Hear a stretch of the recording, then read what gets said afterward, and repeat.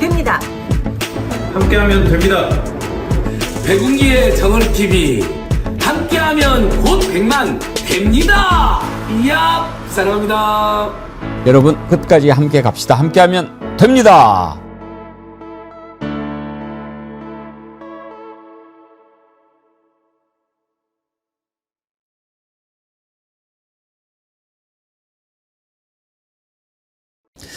여러분 안녕하십니까? 백운기입니다.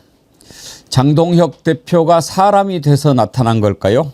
악수는 사람과 한다던 정청래 대표가 장동혁 대표 손을 잡았습니다. 사실은 이재명 대통령이 사람을 만들어준 거죠. 대통령과 여야 대표 회동. 어제 그 회동을 지켜보는 심정이 어떠셨습니까? 아직도 내란을 지지하고 있는 국힘당 손을 잡아야 되나?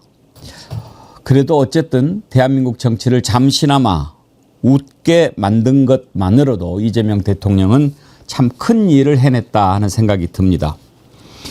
이재명 대통령은 지난해 윤석열 만났을 때를 떠올렸을 것입니다. 그 찜찜한 태도, 총선 패배로 어쩔 수 없이 야당 대표를 만나기는 했지만 한눈에 봐도 진정성 없는 윤석열의 모습. 그것은 회동도 아니었고 협치는 더욱 아니었습니다. 솔직히 지금 극우화돼가고 있는 국힘당과 협치를 해야 하나 맞득자는 국민들이 많을 겁니다. 그러나 이번 회동은 새는 좌우의 날개로 난다 하는 것보다는 여러 사람의 말은 쇠도 녹인다. 이런 것으로 정리하는 게 좋을 것 같다는 생각이 듭니다. 야당이 정신을 차려서 나쁠 것은 없지 않겠습니까? 생방송 백운기 정치 1번지 출발합니다. 저거리몰에서 지금 훈제 통오리 소개해드리고 있는데 반응이 아주 좋습니다. 벌써 드셔보신 분이 아주 맛있다고 리뷰를 보내주시는데요. 몇 개만 소개를 좀 해드릴까요? 황토가마에서 참나무 장작으로 훈연한 훈제 통오리라서 그런지 정말로 맛있어요. 육즙이 엄청나네요. 또 주문해서 먹어야겠어요. 와 진짜 겉바 속 촉촉 정말 맛있네요. 에어프라이 하니까 정말 최고예요. 설명서에는 F에 10분이라고 되어 있는데 에어프라이어 얘기하시는 거죠. 껍질 쪽 좀 더 바삭하게 구우니 진짜 맛있더라고요. 어제 먹어보고 오늘 또 재주문하려고요. 강추하셨습니다. 예, 드시면 정말 만족하실 겁니다. 이게 그럴 수밖에 없는 게 일반 시중에서 판매하는 훈제오리랑은 확 다르거든요. 정어리몰 훈제통오리는 오리를 통으로 황토가마에서 참나무 장작으로 6시간 동안 훈연한 거라서 훈제 향도 정말 좋고 육즙이 꽉 잡혀 있어요. 전자레인지에 간편하게 5분만 데워서 드실 수도 있고 에어프라이에 드실 수도 있고 후라이팬에 구워 드실 수도 있고 아주 간편하게 드실 수 있습니다. 1+1 400 더하기 400 800g을 25,900원 무료 배송으로 보내드리니까요. 밥 반찬으로도 좋고 술안주로도 좋고 정어리물 훈제통오리 꼭 한번 드셔보시기를 강력하게 추천합니다. 네, 오늘도 함께해 주신 여러분 진심으로 감사합니다. 아침에 베르사유의 장마님께서 슈퍼챗을 보내주셨는데요. 제가 슈퍼챗 보내주신 분들 소개할 때 액수는 잘 소개 안 하지요. 그런데 이번에는 좀 소개를 해야 될 것 같습니다. 5만 원을 보내오셨는데요.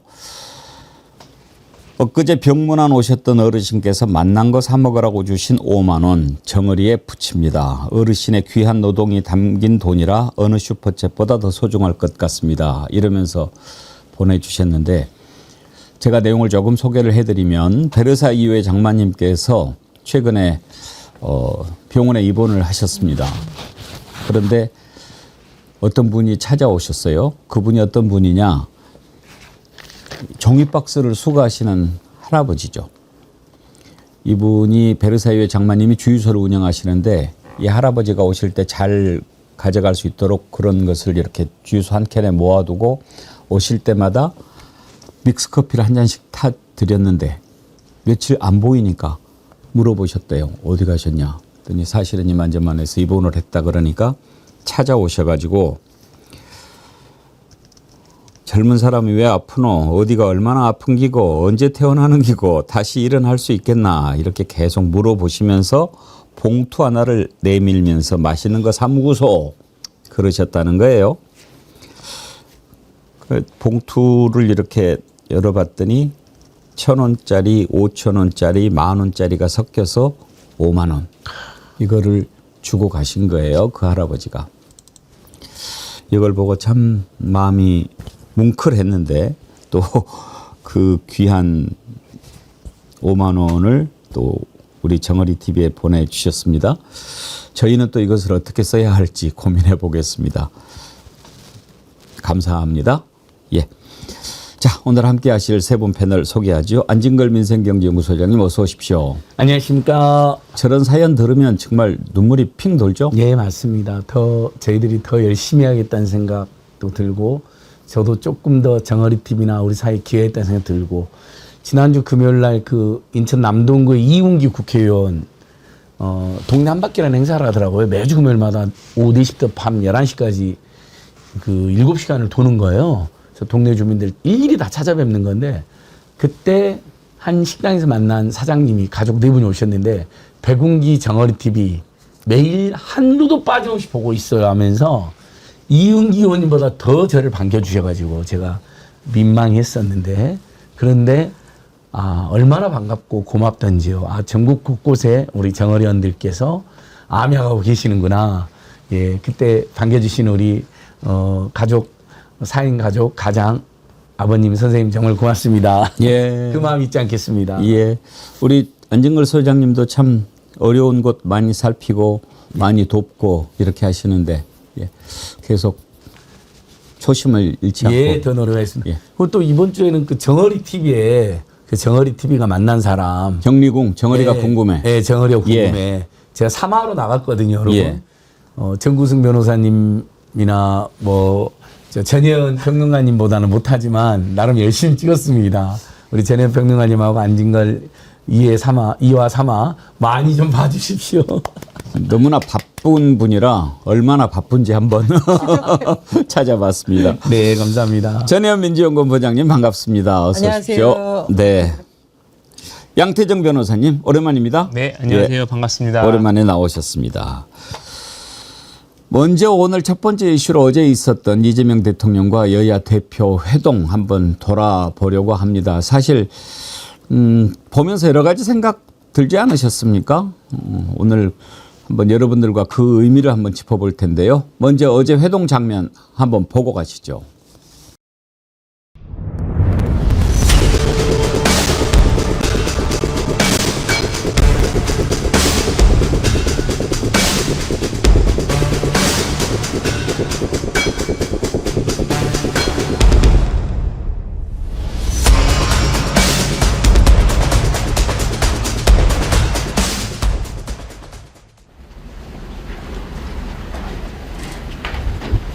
아이고 환영합니다. 네, 감사합니다. 반갑습니다. 보기 좋은데.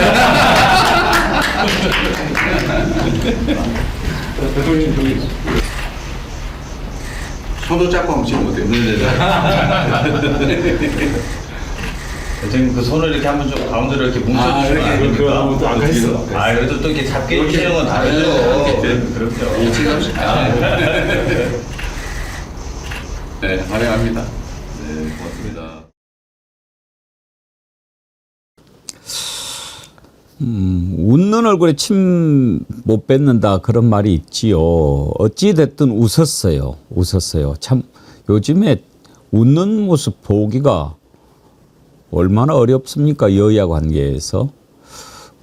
특히 장동혁 대표 우리가 그동안에 쭉 보면은 눈이 좀 정상이 아니었지 않나요? 막 희번덕거리고 막 예. 완전 살기가 막 넘치고 그러는데 어제는 눈이 좀 풀어졌습니다. 예, 인간의 눈으로 돌아오셨더라고요. 저는 이게 다 이재명 대통령님의 대승적이고 그다음에 대범한 그 정치 통합 행보, 사회 통합 행보가 짐승의 눈으로 변한 장동혁 대표마저도 다시 인간의 눈으로 돌아오게 만들었다 생각합니다. 정말 그냥 레토릭이 아니라요. 너무너무 잘했습니다. 저는 8.15 경축사 우리 광복절 행사 때도 이재명 대통령은 어쨌든 송은석 대표랑 반갑게 인사를 하는데 옆에 앉아 계시는 정책 대표님의 마음은 알지만 저 내란 세력들, 저 위원정당하고는 정말 악수도 하기 싫은 마음은 알지만 대통령 방해를 하는데 옆에 앉아 계신 여당 대표는 악수도 안 하고 눈길 한번 안 주는 모습이 자라는 학생들이나 우리 후배 세대들이 보기에 굉장히 안 좋겠다는 느낌을 받았거든요. 근데 적절하게 여야 대표를 초대해서 하모니 메이커라고 정책 대표님이 이야기했는데 예. 저는 정말 여야 간의 평화, 제가 투쟁하고 싸울 때는 싸우지만 때로는 평화롭게 대할 때는 평화롭게 해야 돼. 피스메이커, 그다음에 분위기 메이커, 페이스메이커까지 다 했다. 예. 그래서 아주 국민 통합의 이대한 리더의 자질을 충분히 보여줬다. 그 두 분을 막 화해시키고 소통시키면서 노력하는 모습이 보이잖아요. 진심으로 대하고. 그럼 그 여당 대표 단독 회담 하고 싶겠습니까? 야당 대표 장동혁. 엊그저께까지 이재명을 뭐 끌어내리자 마치 때려 죽이자 표현은 이렇게 안 했지만 거의 그런 말투로 악담을 퍼본 자인데 단독 회담까지 해줬습니다. 윤석열 그 똥 씹은 표정으로 이재명 야당 대표 맞이했던 완전히 다르잖아요. 벌써 따져보니까 세 번째예요, 이게 여야 대표 회담이. 취임식 첫날 했죠. 그 다음에 김용태와 송원석 김용태 얼마 남지도 않은 사람 또 예우하면서 대화하고 온갖 쓴소리 다 들어줬죠. 이번에 장동혁까지. 정말 이건 한국 정치에서는 가장 대범하고 대승적으로 잘하고 있다. 계속 이렇게 하셔야 됩니다, 대통령. 사실 어제 회동 전에 가장 국민들이 궁금해했던 것은 정청래 대표하고 장동혁 대표 과연 악수할 거냐. 왜냐? 정청래 대표가 그랬잖아요. 악수는 사람과 한다고. 사람이 아닌 걸로 치부를 했던 거죠. 거기에 빗대서 장동혁 대표가 어제 한마디 했는데 들어보시죠. 아, 그래요? 준비가 되면은 예, 부탁을 드릴게요. 마늘과 쑥을 예, 그 부분인데. 안 됐는데 사람 돼버렸다고.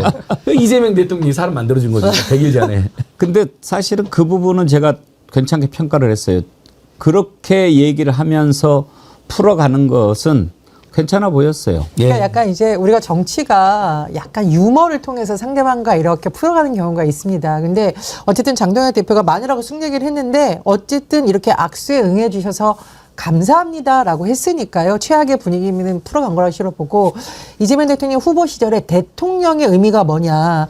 대통합이라는 식으로 계속 주장을 했거든요. 근데 저는 솔직히 사람이 그럴 수 있을까라는 생각을 사실 개인적으로 한 것이 이재명 대통령이 정치인 시절에 정말 상대당에 의해서 악마화되고 감옥에 갈 뻔한 위기에 쏘이고 온갖 모욕을 다 당하고 심지어는 정치 테러를 당하는 일까지 있지 않았습니까? 그런데도 불구하고 내란까지 겪은 이런 상황에서 국민의힘에게 악수를 하도록 손을 내밀고 야당의 의견을 존중하겠다고 또 굳이 말을 하는 것은 정말 이건 국민 대통합을 이뤄서 우리가 지금 우리에게 미친 위기를 극복해야 된다. 이런 점을 강조한 것이 굉장히 눈에 띄고요. 두 번째로 사실 우리가 지금 국제 정세가 정말 심각합니다. 경제계뿐만 아니라 안보에서도 예측하지 못하는 바람이 불어오는데 이럴 때일수록 우리 국민들이 특히 국회를 중심으로 국익에 대해서만큼 힘을 모아야 된다는 메시지를 아주 명확하게 전달해서 부디 이번에 대통령과 여야 대표의 회동을 통해서 국민의힘에서는 이제 좀 헛소리가 그만 나왔으면 좋겠다. 예. 국회의원들 한 명 한 명의 역할이 중요한데 헛소리를 해서 김을 빼는 일, 국민의 세금 받는 국회의원들 도대체 왜 있냐 이런 말 안 나오는 계기가 됐으면 좋겠습니다. 예, 그러면 그 장동혁 대표 발언 한번 들어보시죠. 제가 정청래 대표님하고 악수하려고 당대표 되자마자 마늘하고 쑥을 먹기 시작했는데 미처 100일이 안 됐는데 오늘 이렇게 악수에 응해주셔서 감사합니다. 우선 대통령께서 여야가 머리를 맞대고 대통령님과 함께 여러 민생 문제에 대해서 고민할 수 있는 대화와 소통의 자리를 마련해 주셔서 감사합니다. 예.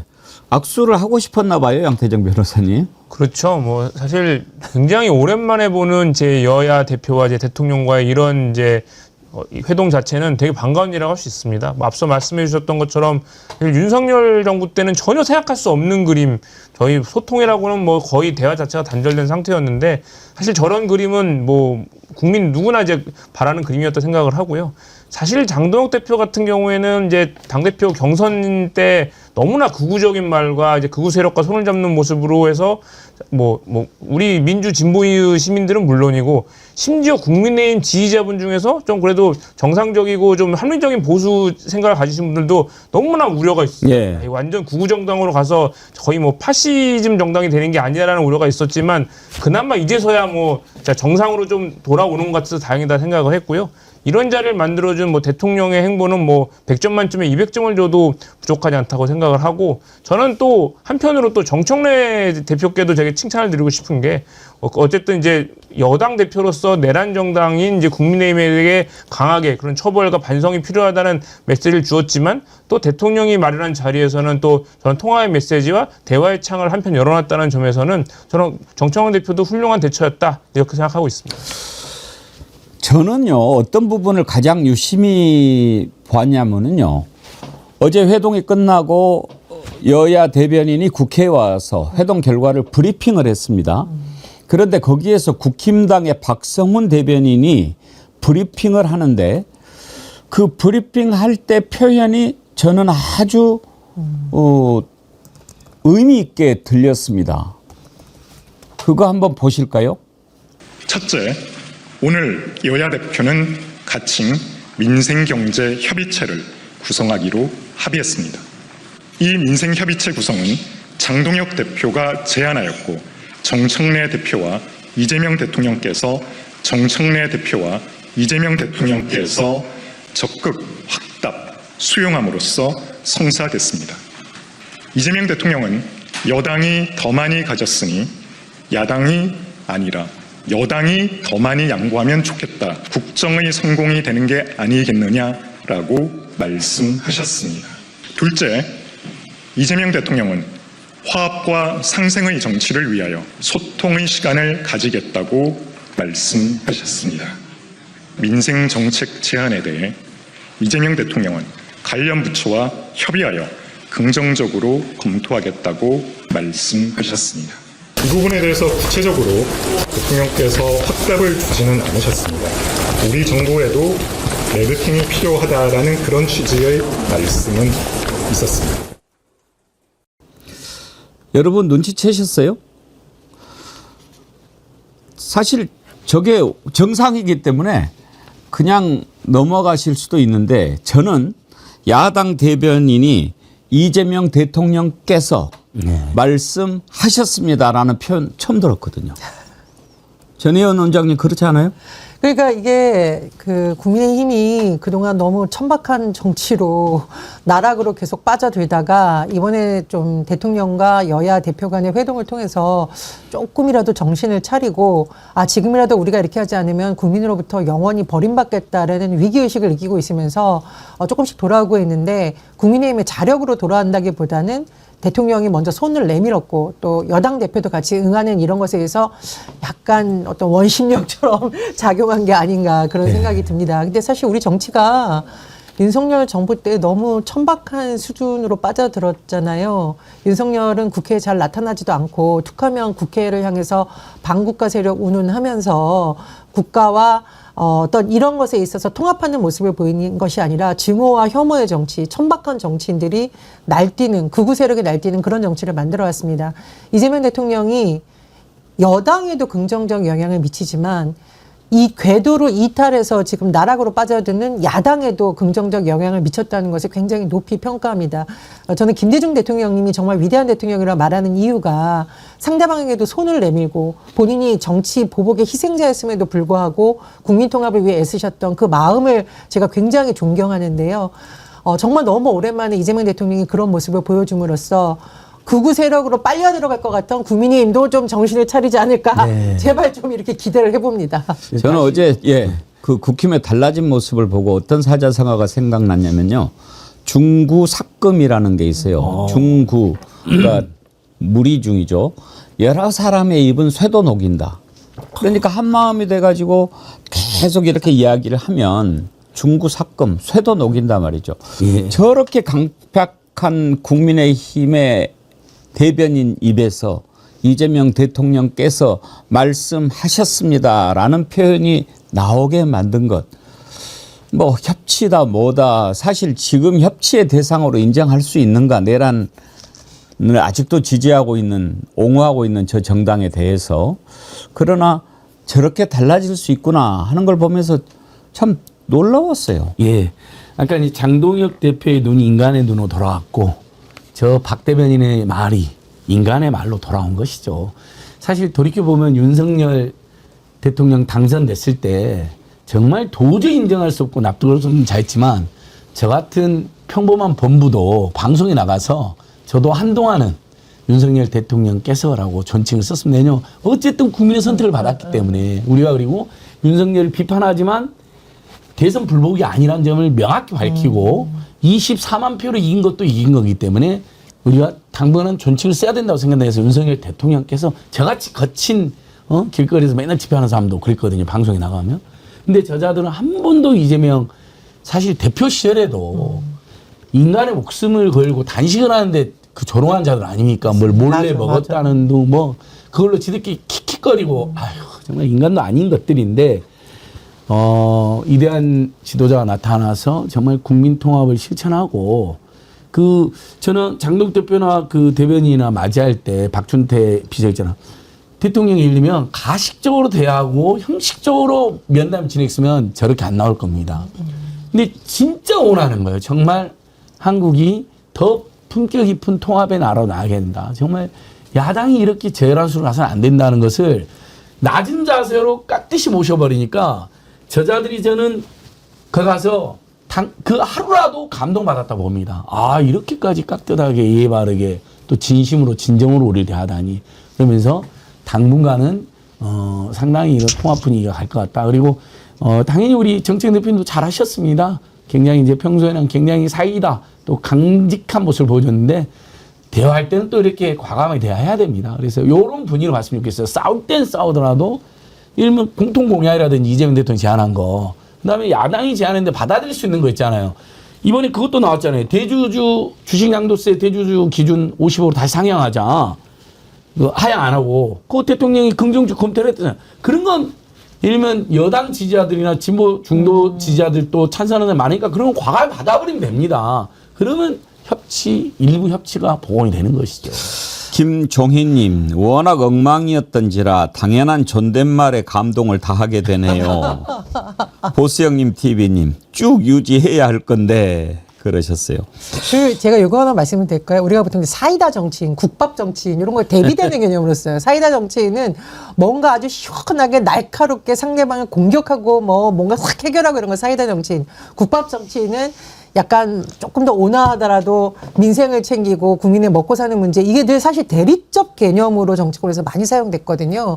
이게 같이 갈 수 있냐 없냐를 가지고 논쟁을 하기도 했었는데 그래서 이재명 후보에 대해서도 사이다인 줄 알았는데 아니었어라든가 이런 말이 들었었는데 저는 사이다도 마시고 국밥도 먹고 이럴 수 있는 대통령의 모습을 보니까 이게 이제 단순히 우리 민주당 지지자뿐만 아니라 특정 정당을 지지하지 않는 분들 그리고 국민의힘을 지지하는 분들 입장에서도 보기에 어제는 사이다도 마시면 되고 국밥도 먹으면 되고 참 기분 좋은 날이었다.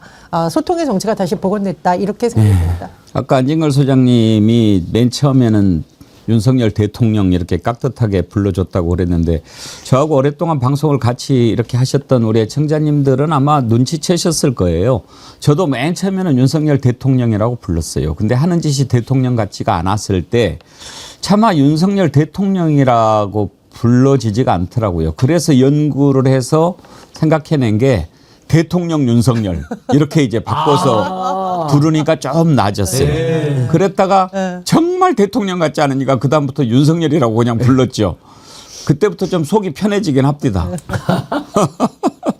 참 대통령 같지도 않은 자가 대통령 있다는 거 그것도 국민들은 견디기 힘든 일이에요.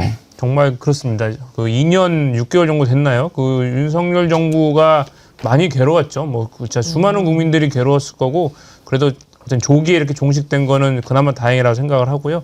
저는 어제 회담에서 조금 이제 인상 깊었던 거는 이제 3자회동 이후에 이제 양자회동을 이제 이재명 대통령께서 이제 자리를 만들어 주셨잖아요. 그러니까 오히려 그걸로 인해서 이제 장동혁 국민의힘 대표의 어떤 위상을 좀 올려주고 존중해준 면이 있고 또 특히나 그 내용 자체도 굉장히 이제 장동혁 대표 측에서는 내란 특별 재판부라든가 여러 가지 최규진 교육부 장관 후보자 문제, 그러니까 국민의힘 입장에서 뭐 하고 싶은 말을 다 해줄 수 있는 기회를 만들어 준 거고 또 대통령께서는 또 일본이나 미국 순방에 대한 성과도 설명을 해서 뭐 나름대로 생산적인 자료였다 생각을 하고요. 오히려 이걸 통해서 저는 국민의힘 어떤 장동혁 지도부의 권위를 오히려 대통령께서 좀 세워주신 면이 있어서 오히려 국민의힘은 이제 한편으로 또 이제 뭐 한동훈 전 대표라든가 장동혁 대표와 사이가 좋지 않은 것으로 알려진 이 사람들 사이에 또 내분이 일어나지 않을까. 저는 이 점을 좀 주의 깊고 재밌게 좀 짚어봐야 될 포인트가 아닌가 생각이 됩니다. 아무튼 어제 모습을 보고 많은 국민들이 마음이 좀 편안해졌을 겁니다. 어찌됐든 나중에 국힘당을 내란 정당, 위원 정당으로 해산하든 어쩌든 일단 지금 이렇게 해야 될 일들이 많은 와중에 이재명 대통령이 여야 대표들 불러서 악수하게 만들고 협조를 요청하고 이러는 모습 보기 좋았는데요. 저는 이번 주 금요일에 나올 갤럽 여론조사가 매우 궁금합니다.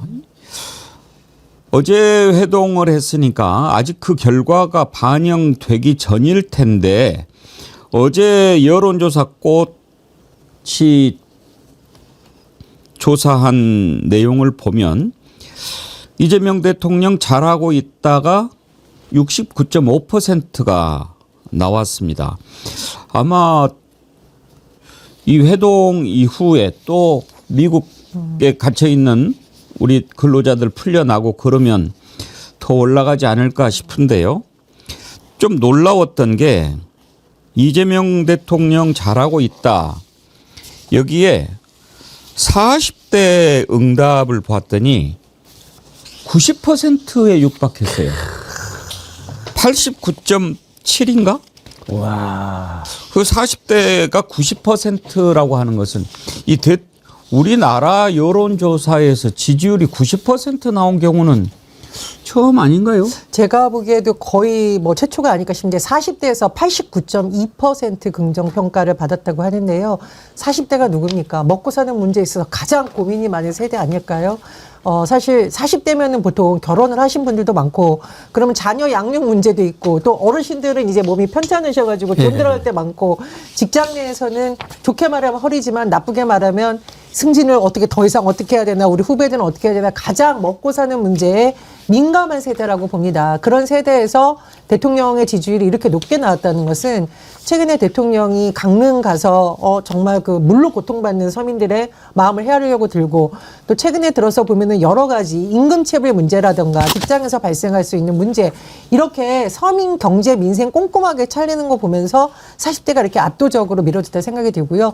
또 40대를 보통 우리가 민주화 세대라고도 부르기도 합니다. 그 이유는 40대가 이른바 정교조 세대를 거친 세대이고 촛불을 겪은 세대이고 김대중 대통령을 통한 정권 교체와 노무현 대통령을 통한 새로운 정부를 탄생하는 데 있어 굉장히 많은 경험을 갖고 있는 세대인데 이 세대에서 이재명 대통령의 지지율이 이렇게 높게 나왔다는 것은 새로운 정치에 대한 기대감이 또 굉장히 큰 거라고 이렇게 봅니다. 그래서 대통령께서 지금 굉장히 열심히 활동하고 싶은데 이렇게 기대어 앉은 모습 보면서 이렇게 피곤해하는 모습 보니까 좀 마음이 아프더라고요. 그 대통령이 혼자 앉아 있는 것이 아니라 사실은 그 뒤에 이 100만 정어리들과 또 40대를 비롯한 국민들이 서 있다. 이런 비유를 드리고 싶습니다. 그 90% 더 나온 조사가 하나 있더라고요. 이재명 대통령이 아니고 우리 배경TV에서 한번 모셔야 되는데 성동구청장 정원호 지역구 조사했더니 94% 지지율 조사가 하나 있더라고요. 대통령 이야기하는데 구청 아니 그러니까 제가 이제 약간 난 또 김대중 대통령 얘기인 줄 알아. 그러니까 잘하면 예. 서울이 굉장히 보수화됐다는 평가를 받았는데도 민주당 소속으로 압도적으로 당선되고 3선하고 94%가 나는데 그 사람이 정책을 너무 잘하거든요. 정원호 구청장 이건 성동구민이라면 정원호가 거의 걸그룹처럼 이제 통용되는 사람인데 저는 이재명 대통령이 지금 우리 국민한테 그렇게 가고 있다고 봅니다. 성동구청장이 그렇게 잘해요? 예, 그러니까.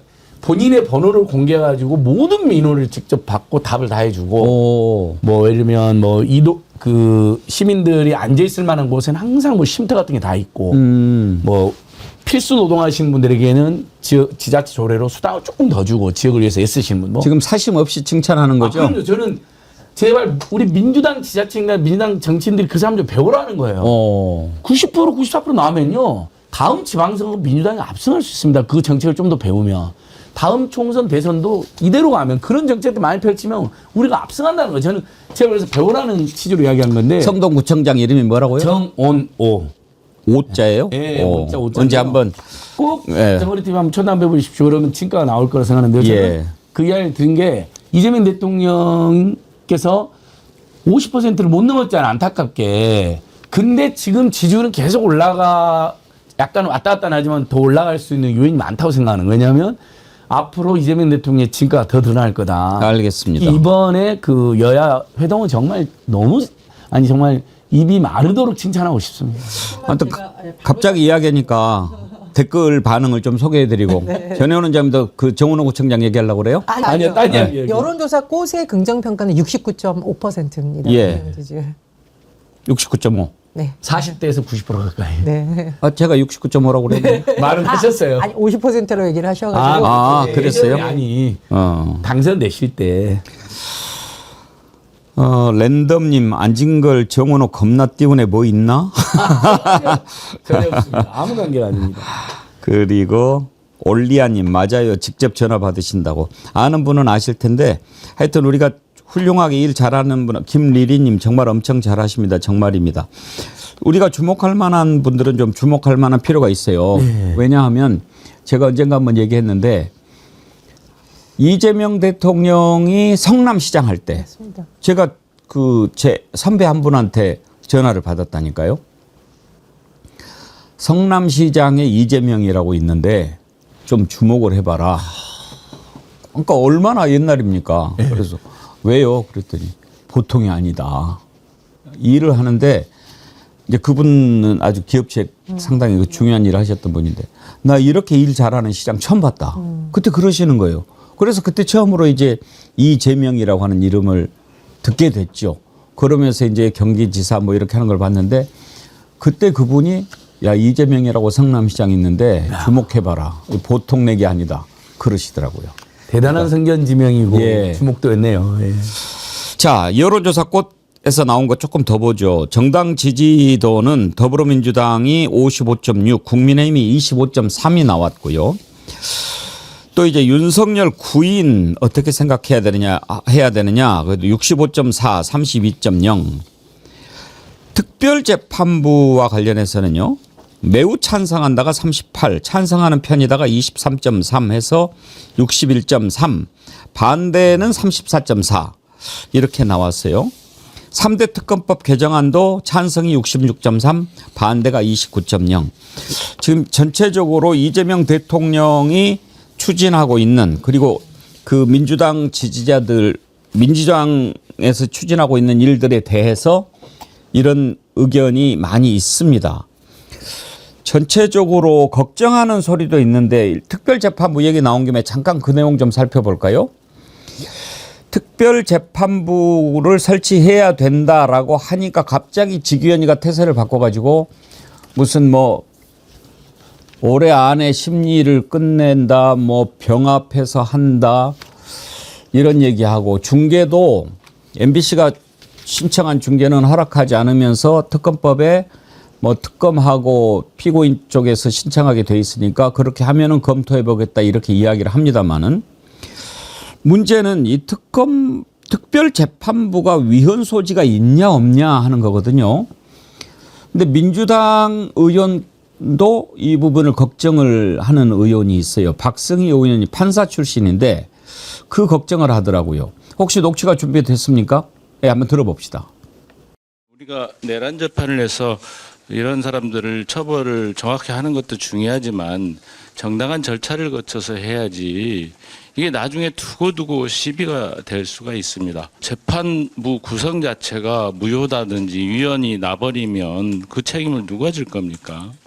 국회가 나서서 그것을 직접 뭐 공격을 하고 법안을 고쳐서 한다는 것은 똑같습니다. 윤석열이 국회 그 상권 분립 정신을 무시하고 계엄을 발동해서 총칼을 들고 들어온 거와 예, 박승희가 아니고 박희승 의원이 이제 한 얘기를 잠깐 들어봤는데 양태정 변호사님 이제 특별재판부가 위헌이냐 아니냐 위헌 소지가 있냐 없냐 이게 제일 중요한 문제인데 개인적으로 어떻게 생각하십니까? 저는 위헌은 아니라고 생각을 합니다. 그러니까 뭐 여러 가지 논란은 있을 수 있고 사실 이제 구체적으로 이제 정확히 말하면 이제 내란 이제 특별 재판부가 아니라 내란 이제 전담 재판부라는 이제 표현을 네. 예, 썼죠. 이제 특별 재판부가 아니고 전현 위원장이 썼기 때문에 뭐 더더욱 이게 뭐 특별히 아니라 이제 전담으로 가게 되면 더더욱 위헌은 아니고요. 왜냐하면 이미 전담 재판부는 뭐 서울 고등법원 같은 데나 서울 중앙지방법원에서는 많이 시행을 하고 있습니다. 노동전담 재판부나 선거전담 재판부나 아니면은 뭐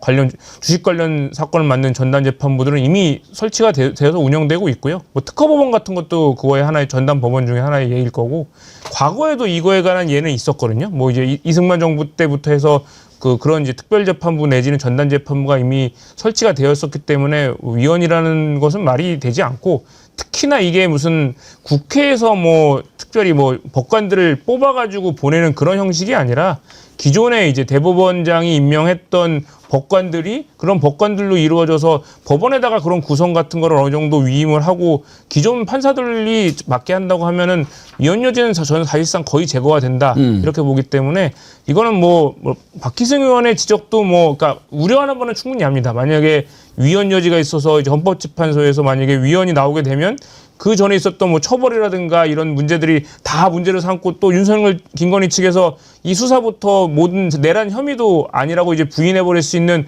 그런 사전 리스크를 막자라는 취지는 이해는 하지만 뭐 그런 부분은 저는 충분히 법리 검토를 거쳐서 뭐 위헌 여지를 없애서 저는 시행할 수 있다고 생각을 합니다. 그런데 이제 박희승 의원이 신중하게 하자 이런 정도도 아니고 윤석열 계엄에 빗대고까지 이야기를 했잖아요. 그건 좀 많이 좀 사실 저는 좀 과한 부분이 있다. 조금 이제 너무한 부분이 있다고 생각을 하는 거죠. 그거 사실 뭐 비상계엄은 그거는 내란 범죄고요. 이거 추진하고 온 거는 이런 내란이라든가 범죄를 이제 엄단해서 다시는 일어나지 않기 위해서 관련자 처벌을 해야 되는 부분인 건데 그거를 명확히 하고 또 특히나 이제 뭐 매년 2월 되면 이제 법원 인사이동이 있는데 또 인사이동 거치면 또 한 달 늦어지고 계속 지연돼서 증거도 사라지는 걸 막기 위해서 아예 그냥 재판부 하나가 이 내란 사건만 전담해서 신속하게 재판받을 수 있도록 추진하는 그런 취지로 만든 건데 사실 그거를 범죄로 비유한다는 건 전 잘못된 비유다. 그러니까요. 지금 이게 내란 특별재판부가 판사들은 빠져 다른 사람으로 재판하게 할 게 그게 아니잖아요. 그렇죠. 판사들 중에서 뭐 지금 뭐 지기현이가 말도 안 되는 이유로 계속 이렇게 질질 끄니까 여기만 전담하도록 구성을 하자라고 하는 거니까 위헌 소재에는 없을 것 같은데 그런 생각이 들어요. 이걸 이제 위헌 얘기가 나오니까 그 내란 특별재판부를 설치하면 위헌이 되냐 아니냐를 사전에 헌법재판소에 물어보고 할 수는 없나요? 아직 뭐 법이 만들어졌지 않기 때문에 그런 의견을 구하는 거는 현재 제도상으로는 마련되어 있지는 않고요. 하지만 뭐 이제 뭐 국회 내에도 이런 거를 이제 입법조사처 같은 데서 법적으로 문제가 되는지 안 되는지 충분히 검토를 하고 한 거일 거고. 그리고 사실 이 뭐 위헌적인 요소는 말씀드렸다시피 이런 이제 특별재판부 내지는 전담재판부의 구성을 사실 대법원이나 사법부에다가 상당 부분 위임을 한다고 한다면 저는 사실 제거된다 그렇게 생각합니다. 예. 우리 헌법에도 예를 들면 서울해생법원이라는 곳이 있는데요. 파산해생만 전담하는. 우리 헌법에도 그런 표현은 없습니다. 근데 법률로 만들어가지고 법원 조직법상 지금 기능을 활발히 잘하고 있거든요. 일종의 우리 국민들은 그렇게 법 테두 내에서 그다음에 그냥 여당이 마음대로 설치하는 게 아니잖아요. 법률을 만들어가지고 법적 근거까지 마련한다는 거잖아요. 근데 그게 위헌이다. 저는 뭐 동의 안 되고요. 박희승 의원님이 판사 출신이니까 신중한 검토를 요청할 수 있다 봐요. 근데 양태진 변호사 지적처럼 아니 어떻게 군대를 불법적으로 동원해서 국회와 국민들에게 촛불 겨누고 짓밟으려고 하고 정말 수천 수만 수십만의 학살을 잘못하면 만들 수 있는 사건하고 어쨌든 국회에서 야당이 일부 반대를 했다 하더라도 법적 근거를 만들어 가지고 합법적 태도 내에서 직위원 같은 사태를 예방하자고 하는 노력을 어떻게 윤석열 계엄하고 똑같다고 이야기합니까? 저는 박희승 의원이 이 표현 때문에 이번에 진정성까지 완전히 이석이 돼버렸고요. 과했죠. 불필요한 논란을 만들었다고 생각하고 본인이 예전에 그 사법개혁안에 대해서도 당연히 비판할 수 있습니다. 판사 출신가 더 잘하니까. 근데 그걸 조선일보랑 전면 인터뷰를 해가지고 큰 문제가 됐었거든요. 역시 민주당이 뭔만 하면 무조건 사사건 시비 거는 조선일보랑 대규모 인터뷰를 함으로써 그 사람 진정성이 희석돼버려서 그 지적 이미 경험이 있으세요. 그때도 지적을 많이 받았어요. 이렇게 반복하면 국민들이나 유권자들로부터 크게 비판을 받고 실망을 많이 받으실 거다라는 이제 호소나 당부를 드리고 싶고요. 충분히 우려는 전달할 수 있다고 봅니다. 근데 우려 정도를 전달하고 그것을 특이해서 토의하시는 방식이 더 합당하지 않으신가 보고 있습니다. 더 정교하게 이걸 만들어야 된다. 그리고 시시비비가 걸리지 않도록 충분히 토론하고 제대로 만들자라고 하셨으면 좋았을 텐데 마치 지금 많은 국민들이 바라고 있는 것에 대해서 너네가 법을 뭘 알아 이런 느낌을 충분히 줄 수 있는 발언이었다. 더군다나 지금 국민들이 사법부를 불신하게 된 것은 국민들 때문이 아니라 그동안 내란 이후에 재판부가 보여준 재판 지연 의혹이라던가 특혜 의혹이라던가 말도 안 되고의 윤석열을 구속해서 석방시켜준 거라던가 이런 게 복합적으로 작용하는 거거든요. 그냥 판사가 아니라 정치인이시라면 그리고 내란을 겪었던 국회의 한 구성원이라면은 국민들의 마음을 헤아리셔야 되고 합리적인 안을 내놓는데 조금 더 초점을 맞춰야 된다. 상당수의 의원들이 뭘 아냐는 식으로 또는 국민들을 가르치고 무시하는 듯한 뉘앙스를 줄 수 있는 발언은 매우 부적절했다고 봅니다. 예. 다음으로 넘어가지요. 아까 성동구청장 정원호 구청장 얘기하셨는데 글이 많이 올라왔네요. 힐링 뮤직님, 성동구 구청장 아는 사람은 잘 알대요, 잘한다고. 공조님, 정원호 구청장 이재명 대통령께서 극찬하신 분입니다. 그러시군요. 선운사 도소람님, 성동구청장님 한강 입구에 생수 비치해서 운동하는 분에게 도움을 줍니다. 예, 한번 관심을 갖고 저희가 한번 모셔보도록 하죠. 이재명 대통령님이 뭐라 그러냐면 나보다 더 잘한다고. 그랬어요? 그렇게 해갖고 화제가 됐는데 사실 정원호 구청장은 본인이 이제 성동의 이재명이라는 별명을 좋아하시더라고요. 그래서 이제 다시 한번 이제 왜 갑자기 그 이야기 하냐고 이제 비판하시는 분도 있어서 아니 이재명처럼 성남시장 이재명처럼 성동구청 정원호처럼 민주당 정치가 행정가 다 그렇게 배우자는 거예요. 그래야 우리가 10년 전당 20년 정당도 되고 국민의 삶을 실질적으로 개선시킬 거 아닙니까? 잠깐만요. 이것도 읽어줘야 돼요. 네. 영덕사람님. 예전에 우리 할머니도 백운기 앵커님 보고 저 아나운서 잘한다 그러셨어요. KBS 앵커 하실 때 목소리 떡 부러진다 라는 의견이 많았죠. 예. 자, 이번에 조지아 공장에서 갑자기 변을 아주 정말 말도 안 되는 일을 겪은 우리 노동자들이 내일 이제 전 세계로 돌아올 것 같은데요. 일단 트럼프가 직접 챙기겠다 그러면서 뭔가 좀 반성하는 것 같은데 문제는 이번에 그 이민 단속 장관이 있어요. 이름이 크리스티 놈. 이놈이 표현을 리무벌이라고 안 쓰고 이게 이제 추방하는 건데 디폴티드라고 썼어요. 이것은 강제 추방이거든요. 그러면은 이게 자진 출국이 아니고 강제 추방 형식으로 만약에 미국을 떠나게 되면 다시 돌아가기가 매우 힘들어요. 최소한 5년간은 못 돌아가게 되는 거죠. 이번에 조현 외교부 장관이 떠나면서 그럴 일은 없을 거다. 그렇게 확실하게 얘기를 했는데 이게 어떻게 될 것인지 이 내용 잠깐 짚어보도록 하겠습니다.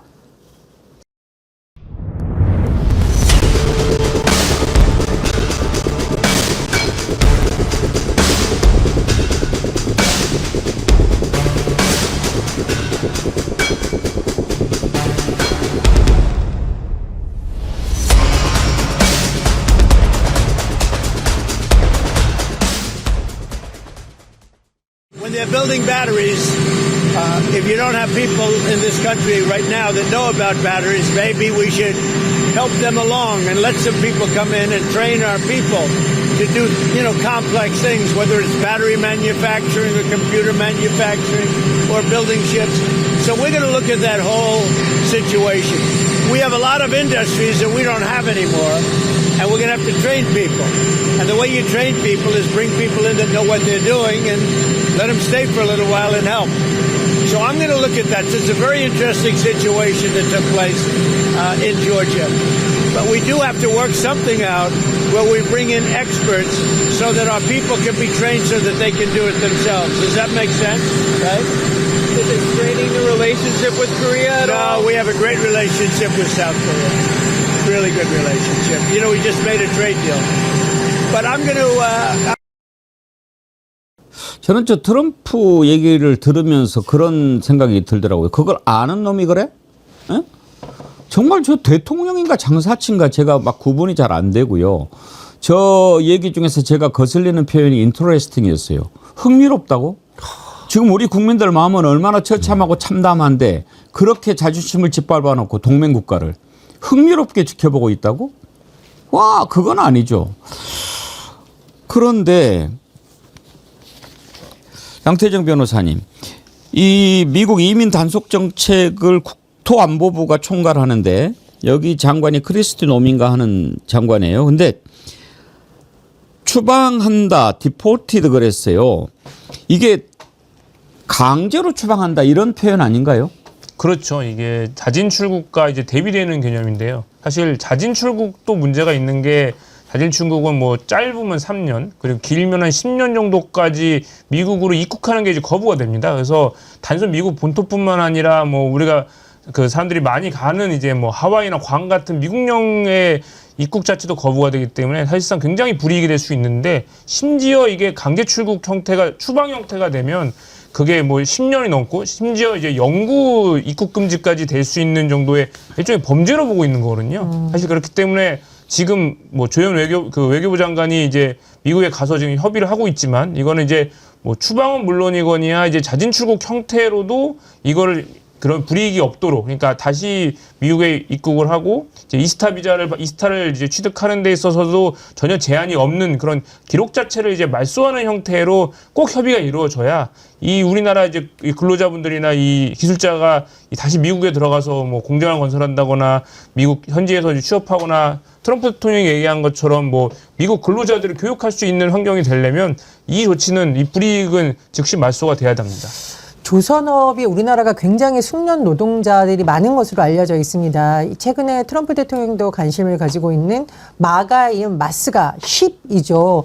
조선업 분야에 있어서 만약에 미국이 정말로 한 단계 더 성장하려면 우리나라에서 상당히 훈련되어 있는 전문 노동자들이 미국에 가서 일정 시간 그 부분에 대한 기술을 공유하거나 이런 부분도 오히려 미국으로서는 좋은데 지금 투자를 하겠다는 한국과 한국 기업을 상대로 이렇게 무리하게 진행한 것은 상당히 좀 난제가 될 것으로 보입니다.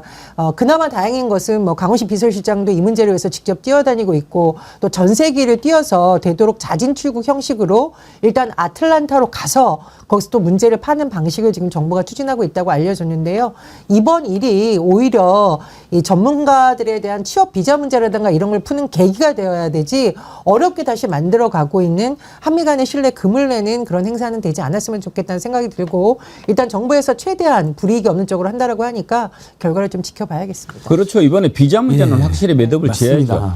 뭐 올 초부터 계속 기업들도 이야기했다는데 윤석열 정권의 책임도 크죠. 하지만 항상 현재 집권하고 있는 우리 정부 여당은 무한 책임의 자세를 또 가져야 됩니다. 윤석열 정권의 잘못은 잘못대로 지어가더라도 우리가 더 큰 잘못과 책임이 있다라는 자세로 접근하는 게 좋을 것 같고요. 정말 기가 막힌 일이죠. 아니 그 미국 노동자들이 일 못하고 숙련이 안 됐다는 건 본인이 트럼프가 잘 알고 있잖아요. 어쩔 수 없이 그래서 그분들이 들어가서 한 건데 비자도 발급 안 해주니까 당연히 단기 비자라든지 뭐 전자 그 허가증으로 와서 한 건데 그걸 몇 달 동안 노려서 탕진했고 흥미롭다 아주 나쁜 사람. 결국은 전 세계 미국이 깡패고 공포감을 주고 더 많은 일자리 그다음에 더 많은 굴종 그다음에 더 많은 미군들에 대한 특혜를 요구하는데 한국을 범법으로 삼았다는 게 더 괘씸한 겁니다.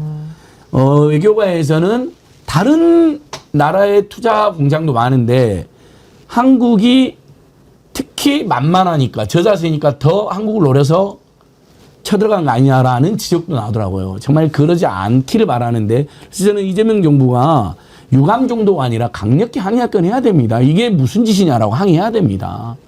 그러니까 동맹을 훼손하지 않는 범위 내에서 협력을 훼손할 범위 내에서 최대치의 항의와 지적을 하고 그다음에 미국 노동자들에 대한 훈련이 필요하면 그런 시스템을 만들면 되고 만약에 비자가 미국 당국이 봤을 때 불법적인 요소가 있다 그러면 제도 개선과 함께 최소한 자진 개선의 기회는 줬어야죠. 자진 출국 기회도 줄 수 있는 거고 우리가 보니 제보가 계속 들어오는데 보니까 불법 요소가 있다. 협조해달라, 조사에 협조해달라 그럴 수도 있고 그다음에 그걸 자진 시정을 요구할 수도 있고 이게 동맹과 자기들 투자해달라 해서 와서 자기들에서 공장 지어주는 분들이잖아. 미국 국민은 여러분, 미국 노동자 짓지를 못해 여러분. 이게 핵심입니다. 저분들이 가서 어쩔 수 없이 지은 거예요. 2억 마일로 와서. 박수 받아야 될 분을 저런 대접하는 경우가 어디 있습니까? 이번엔 좀 저는 정부와 국민들 모두가 조금 톤을 높여서 미국에게 항의는 할 건 강하게 해야 된다고 봅니다. 내일 돌아온다고 하니까요. 이제 그 뒤로 다시는 이런 일이 일어나지 않도록 이번에 조현 외교부 장관이 가서 잘 매듭을 지었으면 좋겠고요. 어제 이재명 대통령이 장동혁 대표랑 만나서 그런 얘기를 하더라고요. 제가 그것 때문에 그런 얘기를 한 것 같다라고 어제 말씀을 드렸는데 제 생각이 맞더라고요. 이재명 대통령이 애들 만나서 그랬다는 거 아닙니까? 어떤 애가 질문을 했죠. 대통령님 가장 슬프셨을 때는 언제입니까? 뭔가를 하고 싶을 때 내가 힘이 없어서 못할 때 가장 힘들었다. 어제 우리가 더 힘이 있어야 되는데 그런데 이제 말을 아무래도 미국을 상대로 하는 거니까 더 직설적으로는 못하지만 뭔가를 한다는 것보다 뭔가를 지켜야 된다라고 하는 생각 이것이 그냥 힘들었다는 거 아닙니까? 저렇게 무도한 트럼프하고 상대를 해야 되는데 기분 같아서는 에이씨 때려쳐 뭐 우리 그냥 너네 없이 살래 뭐 이렇게 하면 좋겠지만 또 그게 안 되잖아요. 미국이라고 하는 강대국의 대통령이 저렇게 무지막지하게 나가는데 저거요 절대 끝이 좋지 않습니다. 미국은 스스로 지금 멸망의 길로 접어들고 있다고 저는 생각합니다. 미국이 세계에서 최고입니까? 뭐가 최고입니까? 그래도 그전에는 미국이 노블리스 오블리제에 대해서 어느 정도 생각이 있는 나라였어요. 강대국으로서 지켜야 될 것들이 있고 해야 될 것들이 있잖아요. 근데 지금 트럼프가 돼가지고 어떻게 합니까? 돈 나가는 거는 다 탈퇴해버려요. 유네스코도 아마 탈퇴했죠? 세계보건기구도 탈퇴했죠? 네. 기후협약도 탈퇴하고 그 미국이 스스로 미국이기를 포기한 거죠. 저런 자가 대통령인 나라 결코 좋은 유산을 남길 수가 없는 겁니다. 미국이라고 하는 나라가 지켜왔던 가치가 있는데 자 트럼프가 뭐 그런 사람이니까 참 우리가 필요하죠. 힘을 키워야죠. 예. 오늘 국회에서 권성동 체포동의안 보고가 있었습니다. 이제 권성동이 통일교로부터 불법 정치자금 수수한 혐의로 구속영장이 청구가 됐는데 오늘 체포동의안 보고하면 24시간 지나고 72시간 이내에 표결해야 되니까 내일은 국민의힘 교섭단체 대표연설이 있죠. 아마 모레쯤 표결하게 되겠죠. 네, 지금 국회 회기 중에 국회 동의 없이 체포 구금되지 아니하기 때문에 권성동 의원이 뭐 내가 불체포 특권 포기하겠다 말겠다고 해서 절차가 없어지는 것이 아니고요. 일단 체포 동의안이 오늘 보고가 됐으니까요. 근데 이제 10일은 송원석 국민의힘 원내대표 교섭단체 대표 연설이 있습니다. 그래서 이르면 11일쯤 이 안이 표결에 붙여질 것으로 보이는데 아마 통과가 될 것으로 다 전망이 됩니다. 교섭단체 대표는 송원석이 합니까? 장동혁이 하지 않나요? 일단 송원석이라고 지금 언론에 나오고 있습니다. 네네. 그래서 체포동의안은 제적의원 과반 출석의원 과반이 찬성하면 가결이 되는데 지금 의석수를 봤을 때 무엇보다 권성동 의원에 대해서 지금 적용되는 혐의라든가 최근에 알려진 내용을 볼 때 상당히 통과될 가능성이 높다. 거의 99%라고 지금 예상이 되고 있습니다. 오늘 정청래 대표가 교섭단체 대표 연설하지 않았나요? 예, 했습니다. 그러면 내일 장동혁이 해야 그 가끔 레벨이 맞는 것 같은데. 대응하는 경우가 있더라고요. 그래요? 아마 이제 당대표 얼마 안 돼서 송원석을 그리고 장동혁이 국민의힘이 지금 장동혁 완벽히 장악을 못하고 있는 당이잖아요. 어떻게 보면 아직도 소수적 극우 극단주의자들이 득세가지고 지금 어영부영 되긴 됐지만 그래서 아마 송원석하고 이렇게 타협한 거 아닌가 싶습니다. 예. 내일 모레 체포동의안 표결하면 찬성 나오지 않겠어요? 저는 국힘당에서도 찬성이 많이 나올 것 같은데요. 내에서도 아마 권성동에 대해서는 그동안 반감을 가지고 있는 사람이 매우 많습니다. 그리고 권성동은 예전에 강원랜드의 대규모 그래서 공무원 합격은 권성동이라는 유명한 노래, 공무원 합격은 에듀리 아니라 공무원 합격은 권성동 뭐 이런 유머까지 돌았잖아요. SBS 그때 프로그램에서 강유미 개그우먼께서는 몇 명이나 내리꽂았냐고 직접 물어보기도 하고 그랬었는데요. 그 물의를 엄청 많이 일으켰습니다. 이번에 강릉 지역의 가뭄 사태에 대해서도 그 무능한 강릉시장을 만든 책임이 큽니다. 그 두 사람의 책임도 크고요. 그리고 통일교를 최소한 그래도 한국 정치의 금도가 이단 사이비 논란이 있는 종교세력은 끌어들이지 않았거든요. 근데 통일교 신천지 뭐 이런 데까지 끌어들이는 데까지 지금 연루가 되어 있고 증언도 구체적이어서 이건 아마 국민 내에서도 저는 이탈표가 상당수 또는 최소 몇십 표는 나오지 않을까 이렇게 생각해 봅니다. 체포동의안 가결되겠죠. 네, 뭐 당연히 그리고 뭐 이 권성동 의원에 대한 혐의 자체가 뭐 단순히 무슨 정치적 사건이 아니라 굉장히 파렴치한 이제 불법 정치하고는 수수하고 뭐 금품수수한 혐의이기 때문에 이거에 대해서는 뭐 굳이 이거를 뭐 같은 의원으로서나 뭐 회기 보장, 뭐 의원으로서의 의정활동 보장과는 관련이 없기 때문에 또 무엇보다 권성동 의원이 자기 떳떳하다라고 주장하고 있으니 저는 꼭 이분이 영장실질심사를 통해서 법원의 판단을 받으셨으면 좋겠습니다. 이재명 대통령이 속보가 하나 들어왔는데 필리핀 차관 사업이 있는데 이게 권성동 압력 의혹을 받는 사업이거든요. 이게 필리핀 재무부가 2023년 11월에 한국 정부에 차관을 요청하는 신청서를 제출했는데 그때 당시에 권성동이 기재부를 막 계속 압박을 해가지고 이걸 어떻게든지 성사시키려고 했어요. 당시에 필리핀 정부가 약 7,700억 원 규모 건설 사업인데 여기에 6,100억 원이 넘는 차관을 한국 정부에 요청을 했는데 기재부가 이건 부패 가능성이 있다. 그래서 거절을 했는데 권성동이 계속 압박을 했어요. 뭐 때문에 그랬는지. 이것도 통일교하고 관련이 있는지는 모르겠지만 근데 오늘 이재명 대통령이 이거 즉각 중지해라. 즉시 절차 중지를 명령했다라는 게 나왔어요. 또 권성동이 무슨 일을 꾸민 걸까요? 이게 그 지금 언론 보도를 보니까 권성동이 세 차례나 압박을 해서 됐다라는 지금 나오고 있는데 오직 했으면 기재부에서 실세였던 권성동이 밀어붙이는 걸 부정부패가 우려되는 부실 사업이라고 의견을 밝혔겠습니까? 예. 부정부패 우려라는 사업을 왜 국회의원이 나서가지고 세 번이나 압박을 했느냐? 윤핵관의 힘을 통해서 뭔가 본인 이권이 걸려 있으니까 그런 게 아니냐 좀 생각이 들고요. 참고로 이재명 대통령이 정치인 시절에 이렇게 서류를 거의 집어던지면서 화내는 장면 기억이 나실 겁니다. 그게 뭐냐면 우리나라 소상공인들이 다 망해가면서 정말 극단적 선택을 해야 되나? 이자를 더 이상 감당을 못하겠고 돈 빌릴 데도 없고 울고 있는데 아프리카에 뭐 이런 거 지원하는 게 지금 줄 돈은 있고 우리 국민들이 죽어가고 있는 할 돈은 없애라는 식으로 굉장히 분노하던 그 장면이 딱 떠올랐거든요. 그래서 제가 보기에 이 필리핀 사업이 왜 뒤집혔는지에 대해서는 중지를 넘어서 수사가 필요하다. 도대체 어떤 세력의 압박을 받았길래 이렇게 한 것이냐. 저는 이건 반드시 밝혀야 된다고 봅니다. 권성동이 실세 중에 실세였지요. 체리따봉 받고. 그런데 그 권력을 이용해서 정말 얼마나 추잡한 일들을 많이 했는지 오늘 국회에 보고된 체포 동의안을 보면요. 특검이 증거 5가지를 제시했어요. 특검 진술 그리고 다이어리 내용 큰 거 한 장 서포트 그다음에 윤 전 본부장이 권성동한테 보낸 문자 메시지 당일 오전에 촬영된 1억 원 현금 사진 근데 그동안에 이게 알려지지 않았는데 이날 두 사람과 동석했던 사람들한테 발송된 메시지 내용도 증거로 제시를 했다고 합니다. 무슨 메시지였을까요? 양태정 변호사님.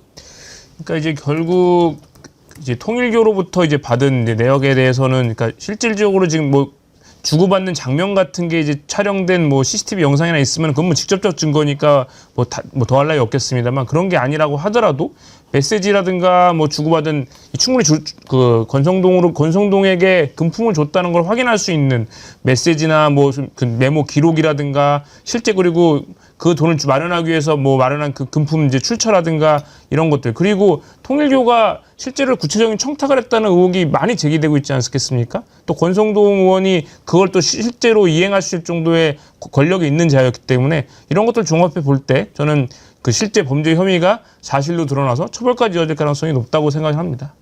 증거인멸까지 시도했잖아요. 그렇죠. 택배기사한테 전화해가지고. 그거 딱 걸렸잖아요. 우리 택배기사님들이 굉장히 우리 노동하는 분들 중에 우리 택배기사님들이 노동조합도 잘 돼 있고 연대식도 잘 돼 있고 또 우리 국민들이 응원해줘갖고 이제 과로사도 많이 줄어들고 그러면서 국민들께 봉사해야 된다는 마음도 많으시거든요. 그러니까 아마 그 기사님께서 이거 뭐지 하고 얼른 더 보내놓으신 것 같아요. 본부장님 저기 끝나면 연락 좀 주십시오. 윤용호하고 뭘 말을 맞추려고 얼마나 다급했으면 얼마나 또 급했으면 세상에 번호조차 확인 안 하고 막 아까 통화한 택배기사님하고 전화를 막 해버리고 이게 굉장한 그 권성동 측의 여러 가지 혼선이 다 드러난 건데 예. 뭐 이런 거 포함하여 또 권성동이가 다른데 그 범죄 증거로 이렇게 문자를 보냈다든지 이런 것들도 역시 특검이 잘 파악한 거 아닌가 싶습니다. 아마 권성동에 대해서는 제보자들도 있지 않을까요? 워낙 함부로 하고 그래가지고요. 저는 이제 특검이 한 것 중에서 굉장히 주목하는 부분이 통일교에 대한 수사 개시 정보를 먼저 입수하자 이를 통일교에 누설하기에 이르렀다고 주장했다고 하는데 세상에 이거 정말 부끄러운 줄 알아야 됩니다. 그냥 수사관이라든가 경찰 관계자가 수사와 관련한 내용 누설한 것도 엄청난 중죄 아니에요? 진짜 파면해야 되는 거 아닙니까? 근데 한 나라의 국회의원이 수사 정보를 그것도 특정 종교에 입수해가지고 누설했다라고 한다면은 이거는 제가 보기에 사법적 처리를 넘어서 정치적으로 이제 하면 안 됩니다.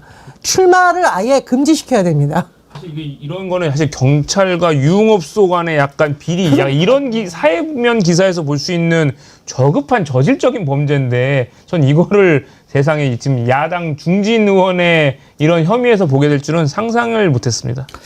예, 한 가지 더 짚어보겠습니다. 우리가 지난 금요일 날 관봉권 띠지 증거 인멸과 관련해서 국회 청문회 그때 검찰 수사관들이 보여준 태도 정말 보고 놀라지 않았습니까?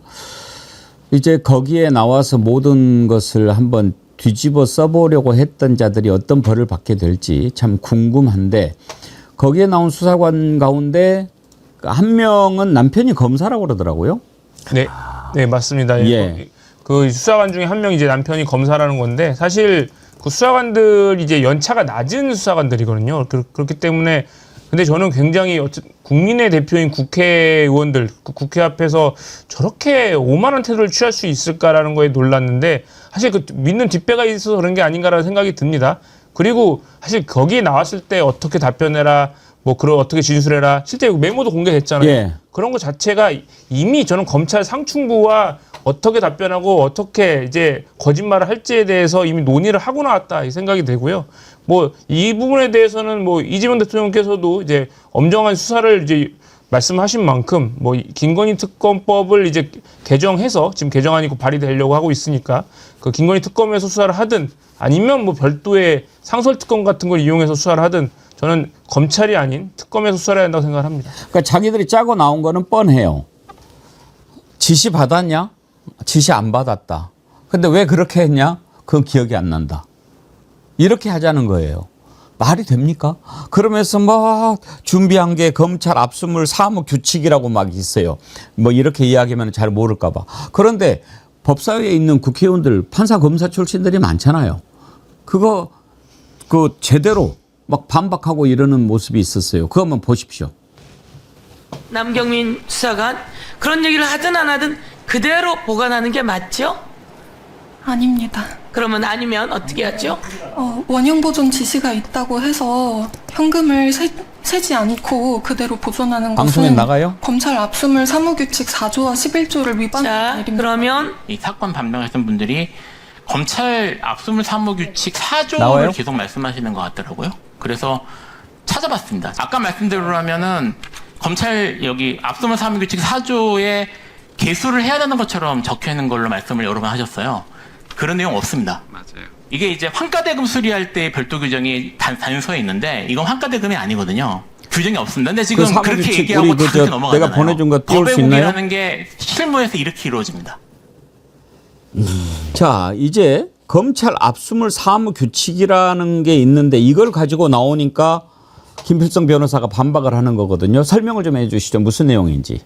그러니까 이제 압수물 같은 걸 보관을 하기 위해서 어떤 절차를 거쳐야 되는 건지에 대해서는 이제 검찰청 내부에 있는 이제 그 예규 같은 걸로 이제 규칙이 있는데요. 그 규칙이 설명하고 있는 건데 거기에 사실 이런 관봉권이라든가 실제 이 특히 현금 같은 거, 수량 같은 걸 이제 개수를 해야 되나, 세워놔야 되나 안 되냐에 대해서 이제 그 규정이 나와 있다고 합니다. 근데 다만, 근데 이 건은 뭐 단순한 뭐 무슨 뭐 일반적인 범죄도 아니고 굉장히 정치적이고 중요 사건 중에서도 아주 최중요 사건 중에 하나인데 거기에 특히 이 사진까지 찍어놔서 보관하고 있던 그 관봉권을 본인이 뭐 위 상부의 허락이라든가 지시 없이 멋대로 버렸다? 일반 쓰레기처럼 버렸다? 그건 말이 되지 않는 얘기거든요. 왜냐하면 거기에 나와 있는 일련 번호라든가 발급 번호가 실제 어느 은행에서 발행됐고 언제 발행이 됐고 누굴 통해서 됐다는지에 대한 정보가 다 거기에 기입이 되어 있는 건데 이걸 멋대로 벌었다, 이걸 함부로 처분했다고 하는 것은 사실 이거는 만약 실수로 했으면은 이거는 해임이나 파면돼야 될 정도의 큰 중과실인데 그걸 들어온 지 얼마 몇 년 되지도 않은 수사관들이 멋대로 처분했다? 있을 수 없는 일이라고 생각을 합니다. 저는 모종에 뭔가 문제가 있다. 뭔가 은폐하려는 시도가 있지 않나 이런 의혹이 있을 수밖에 없다고 생각을 합니다. 그러니까 이제 남경민 수사관이 그랬잖아요. 누구랑 상의했어요 그러니까 둘이 상의했고 또 누가 했었어요? 남편하고 상의했어요 그랬거든요. 그 남편이 검사인가 보더라고요. 남경민 수사관 남편이 검사예요. 그러면 더더욱이나 혐의가 짙어지는 거죠. 아예 짜놓고 지시 없었다, 기억 안 난다, 청건, 심지어 비속까지 써놓지 않았습니까? 남들도 다 그렇게 해. 그래서 처벌받지 않는다는 자신감, 검사들로부터 비호받고 있다라는 느낌, 그리고 국회를 가서 아예 모욕을 주자라고 작정하고 나온 게 아닌가. 이렇게 놀란 표정은 짓긴 하지만. 그러니까 압수물 사무규칙 뭐 이런 걸 들고 나오면서 이렇게 했기 때문에 했거든요. 검찰 압수물 사무규칙 이런 걸 누가 코치를 해줬겠습니까? 그런데 이제 뭐 지금만 검사인가? 거기 11조에 보면 이렇게 나와 있어요. 검사로부터 원형 보존의 필요 의무에 관한 지휘를 받아야 된다. 왜 그러면 이건 이야기하고 이건 이야기하지 않는 거야. 여기에서 딱 막히는 거 아닙니까? 맞습니다. 그리고 민주당 의원들이 지금 법사위에 있는 사람들이 최강 요원이라고 불릴 정도로 법사위 경험도 많고 뭐 서영교 의원님 같은 경우는 다른 상임 이 사람아 내가 뭐 한국은행도 가봤어 얘기를 하고 있잖아요. 다른 부분 그리고 그 여러 가지 뭐 판사, 뭐 검사 출신들이 다 모여 있는 곳이 바로 법사위입니다. 그래서 아마 이런 과정에 있어서 상대방이 거짓말하려는 거, 그리고 사전에 말 맞추기로 해서 모의하려고 하는 건 아닌지, 특히 제가 주목하는 것은 이것이 한두 사람의 문제가 아니라 검찰의 조직적 은폐 의혹까지 지금 민주당 의원들이 샅샅이 파헤치려고 한 부분을 굉장히 높이 평가하고요.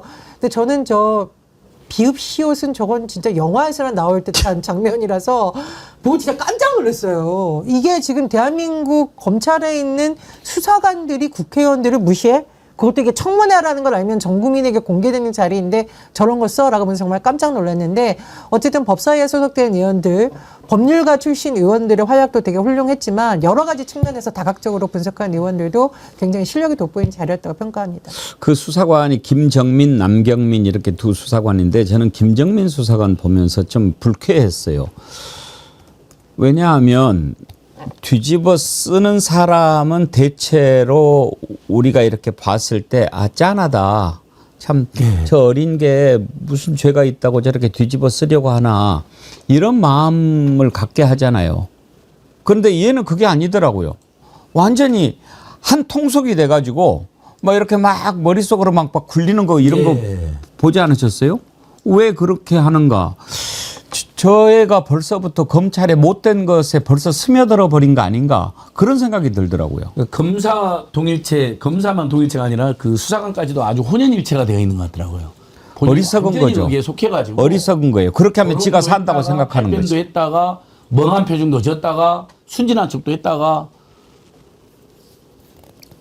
그러면서 결국은 아무 죄가 아니라는 식의 빠져나가려고 하는 그런 술책이 다 보였다고 생각합니다. 그래서 상설특검 우리가 지금 계속 그 국회 법을 처리해서 하는 특검으로만 했는데 이 건은 상설특검으로 한번 수사를 해봐도 좋지 않을까. 예. 그럼요. 진실을 바로 이길 따라 수 있는 거는 만들어내니까요. 아무것도 없습니다. 저렇게 한다고 살아나겠습니까? 예.